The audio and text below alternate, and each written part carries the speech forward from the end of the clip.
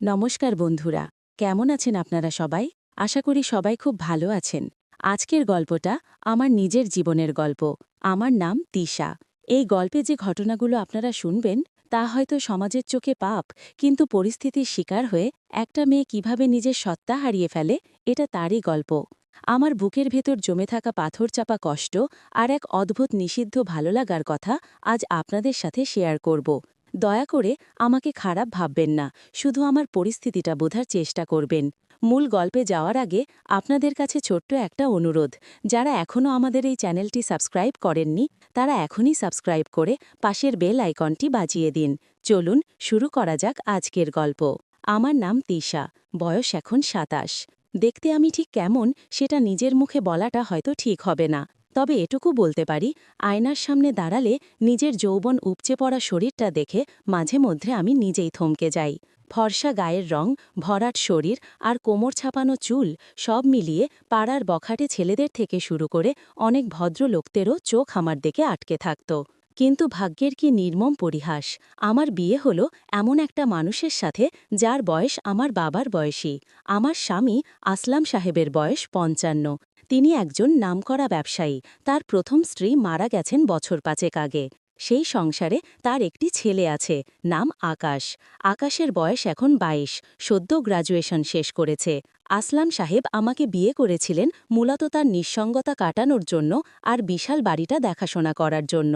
কিন্তু বিয়ের পর বুঝলাম তিনি আমাকে স্ত্রী হিসাবে যতটা না চেয়েছেন তার চেয়ে বেশি চেয়েছেন একজন সেবিকা হিসেবে। বিয়ের প্রথম কয়েক মাস ভালোই ছিল, কিন্তু আসলাম সাহেবের বয়সের ভার আর ডায়াবেটিস তার শরীরকে দুর্বল করে দিয়েছিল। রাতের বেলা যখন আমি একরাশ স্বপ্ন আর শরীরের অদম্য পিপাসা নিয়ে তার পাশে শুয়ে থাকতাম, তিনি তখন ক্লান্ত হয়ে পাশ ফিরে ঘুমিয়ে পড়তেন। আমার শরীরের ভেতরের আগুন আমাকে প্রতি রাতে পুড়িয়ে মারত। আমি ঝটফট করতাম, কিন্তু মুখ ফুটে কিছু বলতে পারতাম না।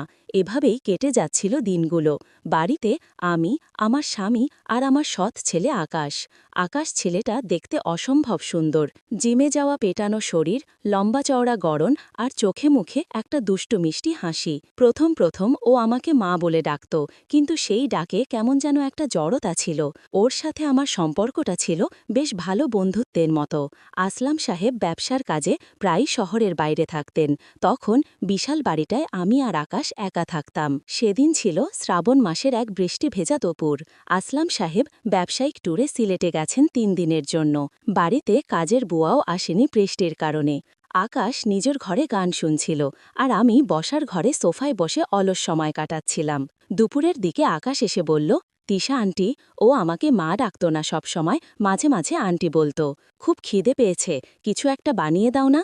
আমি উঠে রান্নাঘরে গেলাম। বৃষ্টির দিনে খিচুড়ি আর ডিম ভাজি বানালাম। খাওয়ার টেবিলে বসে আকাশ আমার দিকে অদ্ভুত দৃষ্টিতে তাকাচ্ছিল।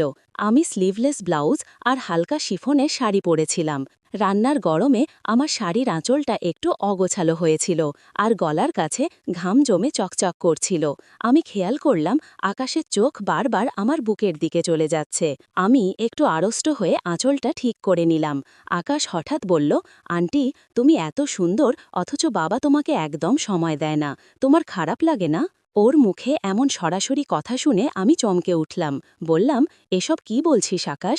বড়দের ব্যাপারে ছোটদের কথা বলতে নেই। আকাশ মুচকি হেসে বলল, আমি আর ছোট নেই আন্টি, আমি সব বুঝি। বাবার বয়স হয়েছে, সে তোমার এই আগুনের মতো যৌবনের কি কদর করবে?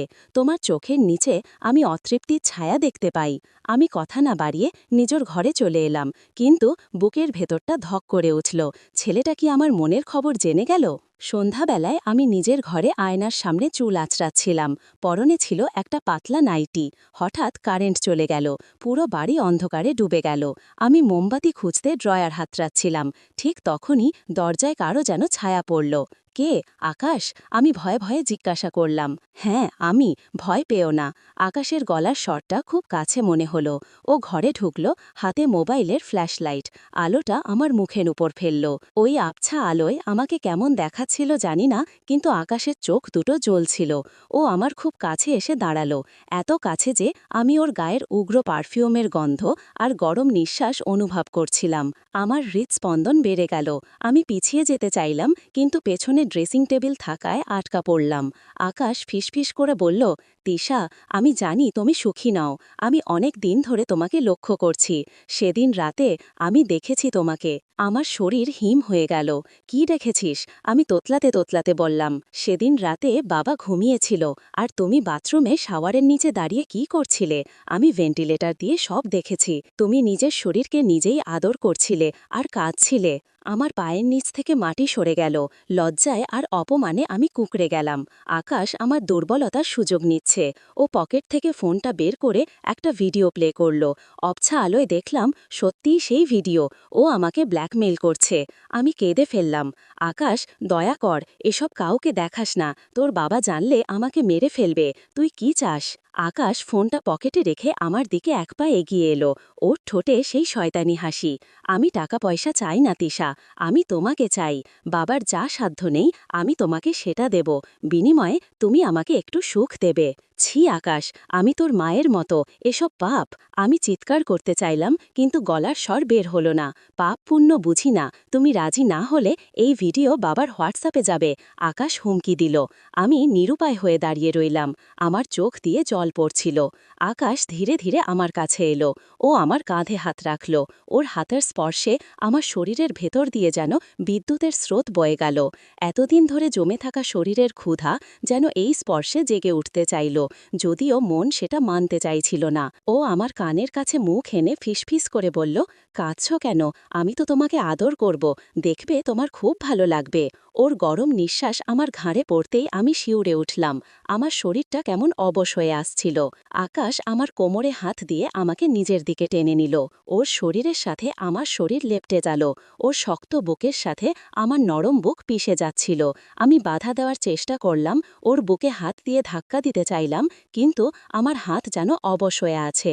ও আমার চোখের দিকে তাকিয়ে বলল, তোমার এই শরীরটা শুধু দেখার জন্য নয় তিশা, এটা অনুভব করার জন্য। ওর কথাগুলো আমার মস্তিষ্কে নেশার মতো কাজ করছিল। ও ধীরে ধীরে আমার চিবুকটা তুলে ধরল। তারপর আমার ঠোঁটে নিজের ঠোঁট ছোঁয়ালো। প্রথমে আমি ঝটফট করছিলাম, কিন্তু ওর জোরের কাছে আমি হার মানলাম। ওর চুমুর গভীরতায় আর বন্যতায় আমি ধীরে ধীরে শান্ত হয়ে গেলাম। আমার বহুদিনের অতৃপ্ত শরীরটা যেন এই মুহূর্তের জন্য অপেক্ষা করছিল। ওর শরীরের দিকে তাকিয়ে থাকার সময় আমার শরীরে কি যেন এক উত্তেজনার সৃষ্টি হচ্ছিল।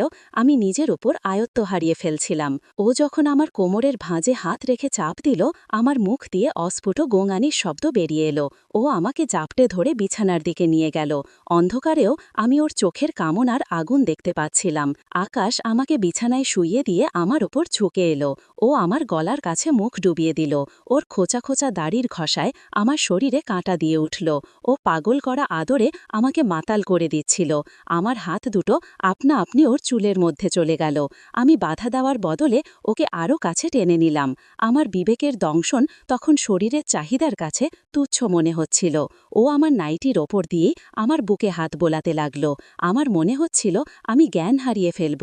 ওর প্রতিটি স্পর্শে আমার শরীর ধনুকের মতো বেঁকে যাচ্ছিল। আমি ফিসফিস করে বললাম, আকাশ, এটা ঠিক হচ্ছে না। কিন্তু আমার কথায় কোনো জোর ছিল না। ও আমার কানে কামড় দিয়ে বলল, সব ঠিক আছে, আজ শুধু তুমি আর আমি। এরপর ও আমার শরীরের প্রতিটি কোণায় ওর অধিকার ফলাতে শুরু করল। আমার বুকের ওপর যখন ও নিজের মুখ রাখল, আমি নিজেকে আর ধরে রাখতে পারলাম না। ওর শরীরের দিকে তাকিয়ে থাকার সময় আমার শরীরে কি যেন এক উত্তেজনার সৃষ্টি হচ্ছিল। আমি নিজের ওপর আয়ত্ত হারিয়ে ওর কোমরে হাত দিয়ে ওকে আমার শরীরের সাথে চেপে ধরি, তারপর ওর বুকে চুম্মু খেতে থাকি আর অন্য বুকে হাত বোলাতে থাকি। এই অংশটি লেখকের কাল্পনিক অনুভূতি হিসেবে ব্যবহার করা হয়েছে। বাইরে তখন মুষলধারে বৃষ্টি পড়ছে, আর ঘরের ভেতর আমরা দুজন পাপের সাগরে ডুব দিয়েছিলাম।